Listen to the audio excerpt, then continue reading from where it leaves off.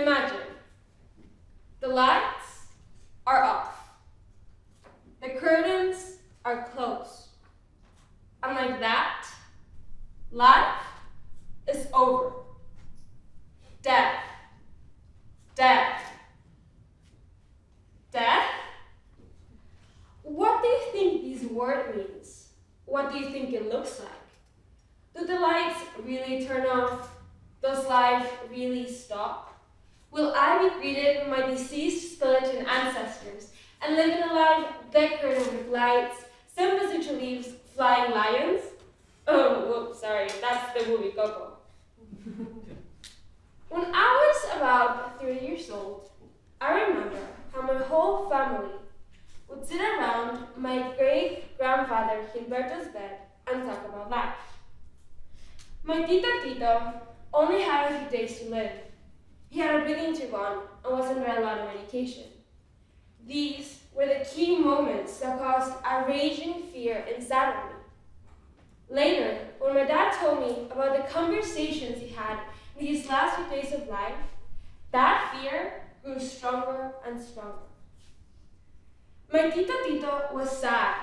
He was ashamed of the mistakes he made in life, of the times he would get angry over meaningless things, and over goals he never achieved. But there was nothing else to do but look back and have regrets and wishes. Although it was very hard to see my Tito leave Earth, it was comforting for me to believe that this was not a final goodbye, but more like a see you later.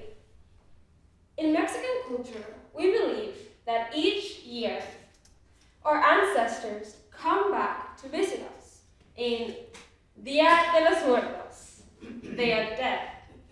We believe that each year our ancestors come back to say hello and be with us.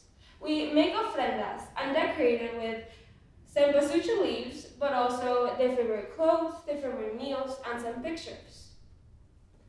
This is a way to welcome them back from the underworld, and also to celebrate the life that they lived with us. It's very important to understand that this celebration does not consist of mourning the loss of a loved one, but more like celebrating and honoring the life that they lived with us. That's why we like to celebrate and party as if they never left us. We like to think that our loved ones never truly died unless we forget them. Other cultures and religions also have beautiful perspectives on the idea of the afterlife. Hinduism looks at death as the start of a new cycle, and as normal as going to sleep and waking up. As if you live a malicious life, you might end up in the Narka, hell. While if you're able to achieve absolute holiness, you might end up in the Swarga, heaven. This idea of the afterlife, or the idea of reincarnating, is also held in the Shinto religion, a Japanese native belief.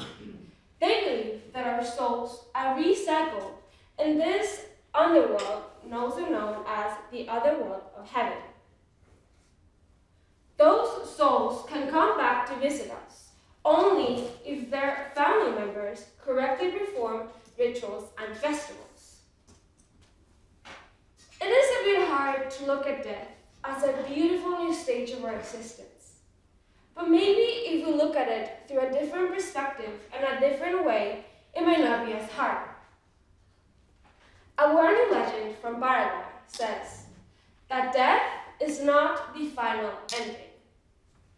Since we humans bury our bodies into the soil but keep existing through our souls, then those souls make their way into a flower, awaiting the visit of someone special. That's when the main boy, a colibri, comes and picks those souls from the flowers, and guides them to paradise. Although it is a bit hard to look at death as a final ending, such as the non-religious people look at it, as life's full stop, this also kind of helps us to use all that limited time as the best of our ability and be able to achieve our goals and dreams, because we know that life might not be forever.